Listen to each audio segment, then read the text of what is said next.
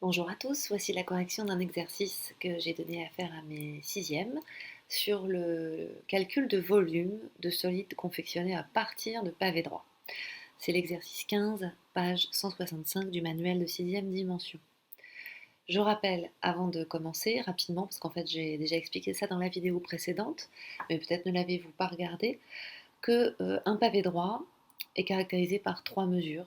Ce qu'ici nous avons appelé la largeur, ce qu'ici nous avons appelé la longueur, qu'on aurait pu appeler la profondeur, et ce qu'ici nous avons appelé la hauteur. Le volume du pavé droit est donné par le produit de ces trois dimensions, exprimé dans une unité adéquate, et pour avoir au bout du compte une unité explicite également. En cas particulier, pour le cube, la longueur, la largeur, la hauteur sont toutes égales aux côtés en fait, du cube, elles sont égales entre elles, donc cette formule reste valide, mais est souvent écrite sous la forme côté fois côté fois côté, ce qui n'est pas équivalent à 3 fois côté, puisque par exemple quand je calcule 4 fois 4 fois 4, j'obtiens un résultat beaucoup plus grand que quand je calcule 3 fois 4. Dans l'exercice 15, nous avions deux solides qui étaient des solides composés à partir de pavés droits. D'abord celui-ci dans la question A, avec un pavé droit horizontal posé sur un pavé droit vertical. On aurait pu, donc là j'ai fait apparaître des pointillés pour donner aux élèves une impression plus précise en fait de la façon dont le solide est constitué. Il y a des codages ici, là, là, là et là, on sait que ça mesure 3 cm. On aurait pu choisir de faire un découpage différent, par exemple en considérant le pavé droit qui ici va jusqu'à la face du dessus et deux petits pavés droits sur les côtés. Moi j'ai choisi ça parce que ça m'a semblé économique en fait en termes d'effort. Alors ici j'ai d'abord fait apparaître les mesures en bleu qui sont en fait les mesures de largeur du pavé droit du haut. Ici on est donc sur du 3 cm parce qu'il y a le codage qui est là qui renvoie à ce codage là. Donc on n'est pas en fait sur des segments équivalents en termes de la façon dont le rôle que ça joue dans le solide, mais c'est la même mesure. Ensuite, ici, j'ai indiqué la largeur de l'ensemble du solide, sa profondeur en quelque sorte, parce que là, j'utilise le mot largeur dans deux sens différents. Je retrouve ici et ici. À côté, vous voyez la hauteur de mon pavé droit du bas. Et puis, ici, nous avons encore une autre largeur, en quelque sorte, du pavé droit qui constitue le pied de ce solide. Alors, en fait, ce que je suis en train de vous présenter, c'est le B. Je vous ai dit que c'était le A, mais c'est le B. Alors que se passe-t-il? J'ai refait le schéma ici. Donc le pavé droit du haut, ce que moi j'ai pris comme découpage, le pavé droit du haut a pour dimension 5 cm, 3 cm et 3 cm. 5 cm, 3 cm, 3 cm. J'ai calculé son volume en multipliant les mesures entre elles. L'ordre dans la multiplication n'a évidemment pas d'importance puisque la multiplication est commutative. Vous pouvez très bien avoir choisi autre chose comme ordre. Le pavé droit du bas a comme mesure 3 cm, 3 cm, 7 cm. Je multiplie les mesures entre elles et j'obtiens 63 cm3. Donc la partie du haut 45 cm3, la partie du bas 63 cm3, ce qui indique que mon dessin est très mal fait, ce qui n'est pas grave parce que c'est un dessin d'étude. D'ailleurs là il y a quelque chose qui ne va pas du tout, ce sont les pointillés, je m'en aperçois en vous le disant. Ici je vais corriger en direct, j'ai fait une bêtise, les pointillés ils vont en fait jusque là et ça n'existe pas quoi. Ça n'existe pas. Ici, hop. Voilà. C'est parce qu'au début j'avais fait mon dessin différemment. Mais c'est quand même pas bien. Alors qu'est-ce qui se passe ensuite? Moi je cherche le volume total du solide. Donc il faut que je cumule le volume de la partie supérieure et du pied du T. Donc j'additionne les deux, c'est bien la même unité, donc il n'y a pas de souci. Ça me donne 108 cm3, ce solide a un volume de 108 cm3. La difficulté ici qu'ont rencontré les élèves, c'est à bien identifier les différentes mesures, en particulier le 3 cm. Ça, c'est pas évident.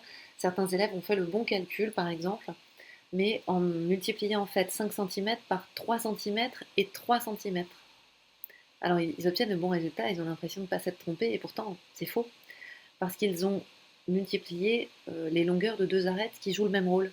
Il faut bien faire attention ici à multiplier 5 cm ici, 3 cm là, et 3 cm là, de profondeur.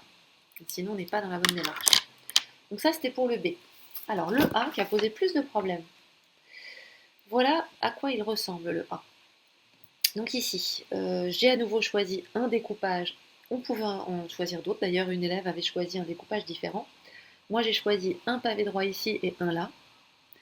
Tout simplement parce que du coup, ça correspond aux mesures qui sont indiquées sur le dessin. J'ai pas de calcul intermédiaire à faire. Une élève a choisi ce pavé droit jusqu'à la face inférieure et celui-là.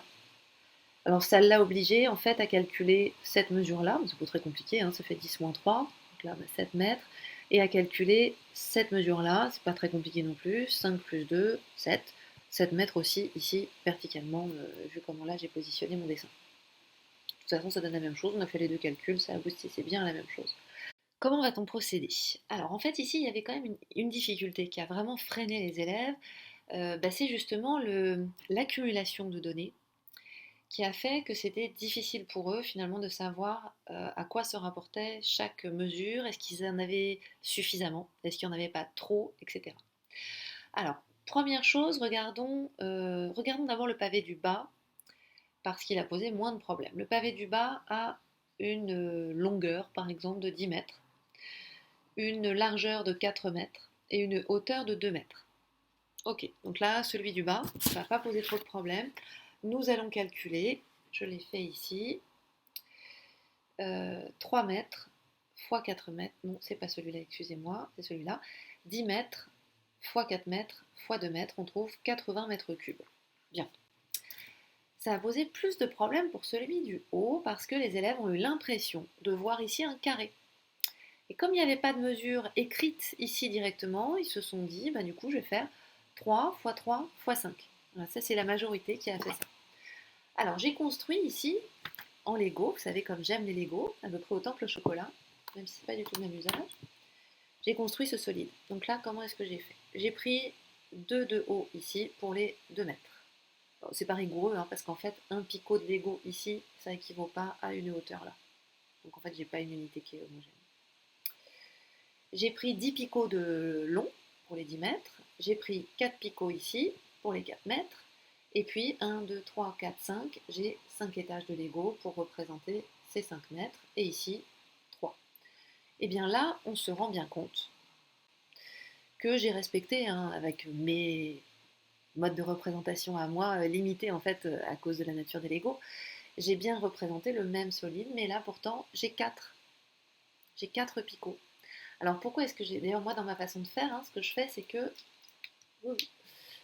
Voilà, je calcule d'une part le volume de cette partie, d'autre part le volume de celle-là. C'est ça que j'ai choisi de faire dans mon découpage. Pourquoi est-ce que c'est 4 et pas 3? C'est vrai que le dessin donne l'impression que c'est un carré, donc ça va être 3. Eh bien parce que cette partie, elle se fixe sur la base, et que la base elle-même, ici, c'est indiqué là, a cette arête qui mesure 4. Et si cette arête mesure 4, celle-là aussi, on est sur des rectangles, hein, celle-là aussi, et puis évidemment celle-là aussi, mais enfin celle-là, elle me suffisait déjà. Donc ici, attention, j'ai une arête que j'ai représentée ici en rouge, je les ai ici aussi, donc ça c'est 4 mètres. Donc le pavé du haut, j'ai 3 mètres sur 4 mètres sur 5 mètres. Voilà, il fallait faire attention. Alors voilà ce que ça nous donne. Le pavé du haut a pour dimension 3 mètres, 4 mètres, 5 mètres. Donc je multiplie les 3. Je n'oublie pas que puisque j'ai des mètres fois des mètres fois des mètres, sont des mètres cubes. Et ça me donne 60 mètres cubes pour un volume total de 80 mètres cubes plus 60 mètres cubes. Vous voyez qu'à nouveau, d'ailleurs, mon dessin n'est pas du tout fait à l'échelle. Et j'obtiens 140 mètres cubes de volume total. Voilà. J'espère que c'est clair. À bientôt.